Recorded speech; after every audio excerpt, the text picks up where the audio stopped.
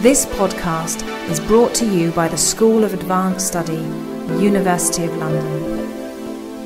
All of our podcasts are available from our website, www.sas.ac.uk.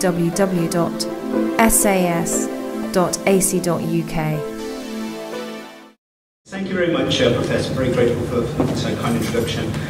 Just to pick up really on Mr. Angry Andy, who asked the question towards the end of the last session. It was really a prime opportunity and a gift to myself and Shanta, who's going to follow from the litigation lawyer's perspective, because I absolutely agree with him that there is more than one game in town. And what we've heard so far today from speakers has been largely around the carrot approach, and that's absolutely fine, that's absolutely correct, and the corporates in some cases are doing a superb job. And I've worked in many, many developing countries, post-conflict, conflict as well, and I've seen it firsthand. The ability of corporations to get themselves embroiled in some very, very dangerous waters.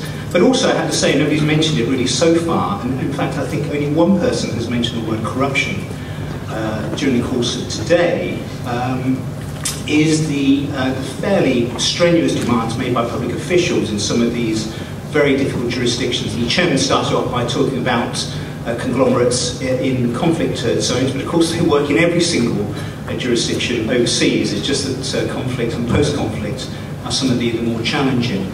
Now, just to avail myself with a little bit more credibility, because although I'm aware that I'm from the private sector as a lawyer today, and obviously in an environment where there aren't too many of us from the private sector, I have been a prosecutor for Her Majesty's government for about 20 years. And for the last 10, 12 years, since the events of 9/11, which really sort of changed many prosecutors' careers, certainly here in the UK, involved in transnational corruption cases, bribery, terrorist financing and money laundering. And the world very much changed during that period, to such an extent that Her Majesty's government thought it a good idea in 2006, 2007 to allow me to go and live in Switzerland for 5 years, which was very gracious of the government. But the reality was that I was building a civil society international institute that was dedicated to attempting to try and help developing countries recover their stolen proceeds from the activities largely of their public officials, and in some jurisdictions, Kenya, Nigeria, Zambia and a few other countries where I've worked extensively, from presidents, former and current presidents. So a very challenging area of work. But it touches, although it might seem tangential to you, it very much touches upon the issues that we've been discussing today, because there's no shadow of a doubt from my personal perspective, from my work over the many years previously, that corruption and human rights abuses, and if you want to throw into the equation the activity of some corporates, go absolutely hand in hand. There's no doubt about that at all. So I'm glad that we've had the opportunity now to mention bribery and corruption, because it's a central part of this area.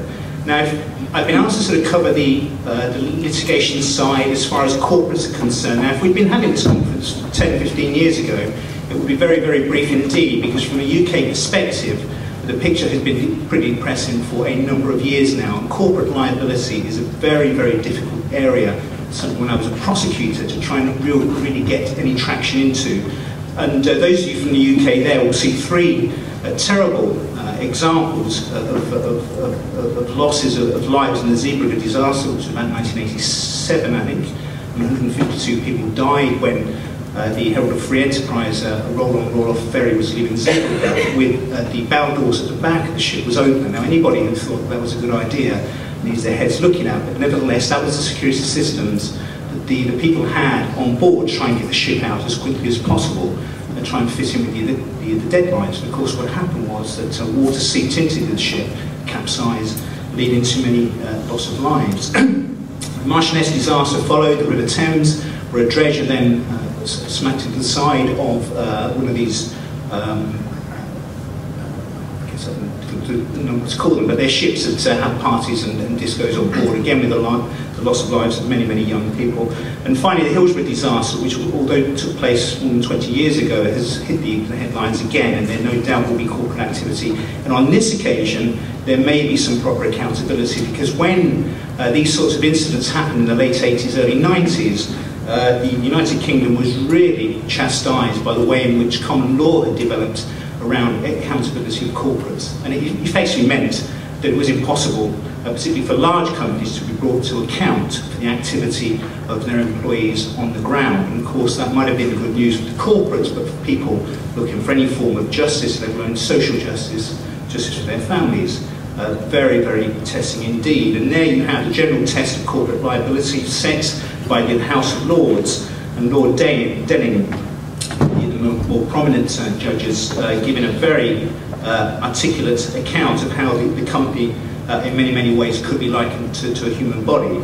But as I said, the state of mind of these managers, essentially the state of mind of managers was very, very difficult to prove when you realise that the events took place 3 or 4, maybe even more, chains of command away from the top directors. So up until fairly recently, almost impossible to try and bring a corporation before the courts. Now, the last 5-6 years or so have seen developments.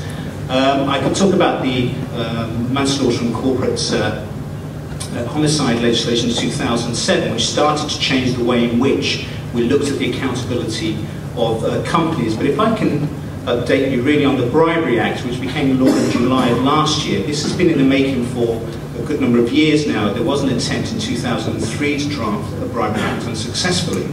But on this occasion, the British government, despite a lot of resistance, and particularly from the CBI, for example, did finally manage to bring a bribery statute onto the books, replacing 3 very antiquated pieces of legislation, nearly 100 years of age, and common law as well. Now, what is interesting about the development of the Bribery Act is its increased territorial jurisdictional links, but also the way in which there is, in Section 7, I'll come to that shortly, a proper test around corporate liability.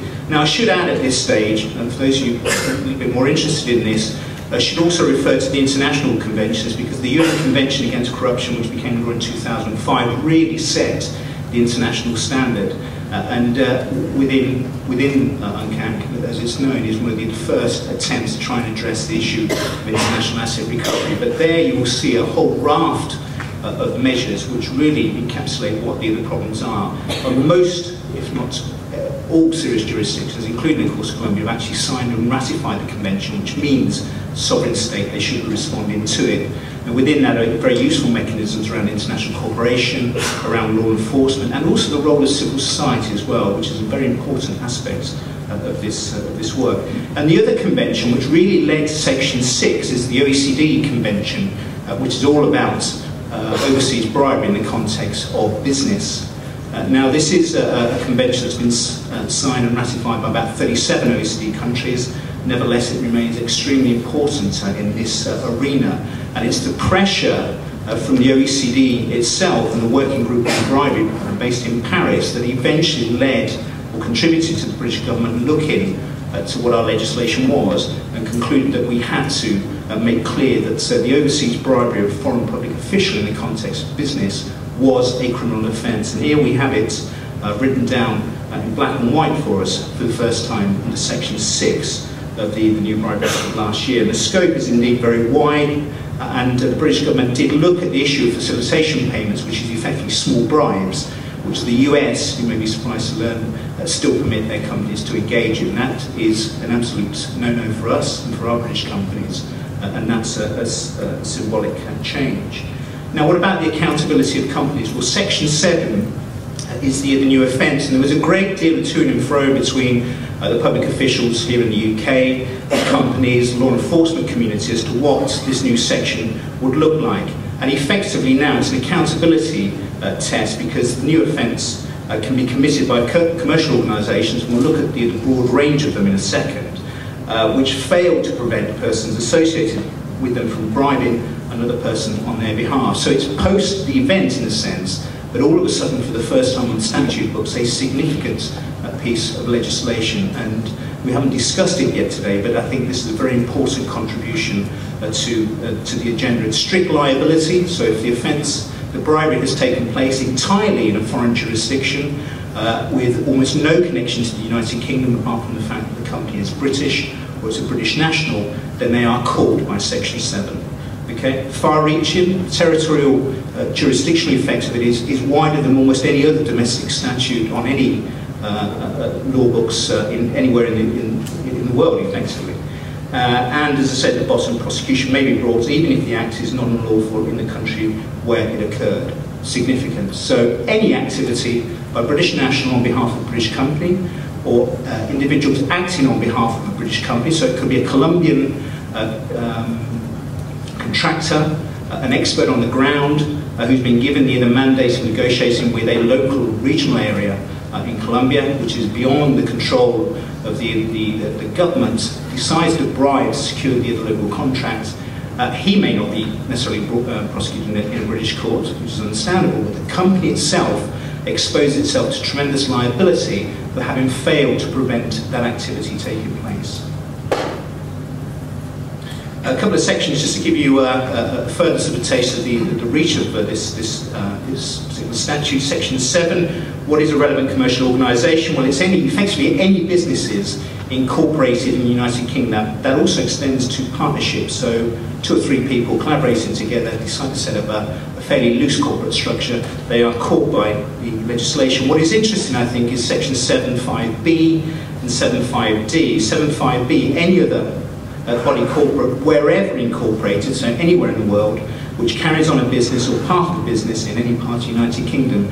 Now, this has been subject to a great deal of debate, because this is where the teeth might actually apply here. It already applies as far as British companies are concerned, and as far as British nationals are concerned. And Ken Clarke, when he was the Justice Minister, trying to reassure business by saying, look, you know, foreign businesses, if you have some shares in this company or in this country, or you've listed on the stock exchange for whatever reasons, you probably won't be caught. Well, that was a matter of conjecture on the part of the Justice Minister at the time. It's debatable, or we will wait and see what the judges actually say when they start to interpret this legislation. And the other scenario that was raised as well by lawyers when they were looking at this particular statute was, what about businesses who are incorporated in a foreign jurisdiction but come to the UK on a regular basis to look at establishing new commercial business here, and for example rent out a hotel in Mayfair for a period of 2 or 3 weeks at a time. Are they doing business in the United Kingdom? Well, quite possibly they are. And again, this is a matter that the court will determine in due course. The associated person is relevant, of course, because it's any person who performs services for and on behalf of the organisation, and services is deemed and interpreted to be very, very wide indeed. So the activities of the Colombian experts on the ground, many, many thousands of miles away, if they fall within services on behalf of the UK company, the company is caught again. There is a full defence, the adequate procedures defence, and this goes back to some of the principles that we've been discussing during the course of the day, that you have to demonstrate, the company has to demonstrate that it has adequate procedures in place in terms of training, in terms of some of the documentation that's handed over to its consultants in foreign jurisdictions, no bribery clauses in contracts, for example. It has to demonstrate a pattern of trying to prevent what is taking place in those jurisdictions. Now, there are a number of cases that I will want to touch upon. The Chevron case, you may be familiar with, from Ecuador, which was finalised last year after 13 years of activity, and 19 billion was the sentence against Chevron, and I think Shanta will carry on and discuss that particular case, demonstrating to you that there is the ability to bring these matters before the courts. And again, very lucky to have Lee Day here, because they have been involved in civil action before the High Court in London on behalf of Colombian farmers very successfully. Proceedings which began in 2005 and more recently in respect to 2008. So I conclude with the notion very, very quickly, Professor, that we have to look at the teeth available to us. Litigation is changing, the environment around bribery and corruption very much is changing internationally, and slowly but surely domestic jurisdictions are catching up, and the Bribery Act is a perfect example of that. Thank you very much for your time.